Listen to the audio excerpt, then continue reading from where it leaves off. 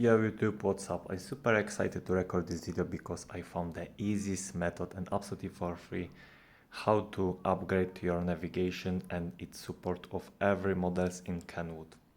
As you can see, Radio++ application is already installed in my device, and now this application allows you to upgrade any navigation in Kenwood absolutely for free, and this is the easiest method where I found.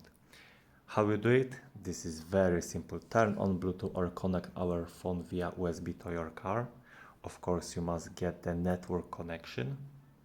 The next step, as you can see, is the press button update, and now that's it. After complete, our navigation in every Kenwood car will be upgraded to 2023. So, how it works? After get connection, press button update.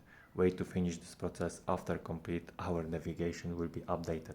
How to get Radio++ in 2023 for Android or iOS device. This is easy method I found from this website. So open browser, go to this website, Zeno app, as you can see, scroll down or type this, the Radio++, and yeah, I install from this website. Press button install, wait to finish this process. The last step is human verification.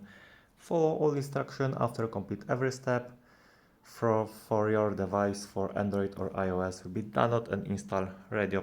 So enjoy and thank you for watching.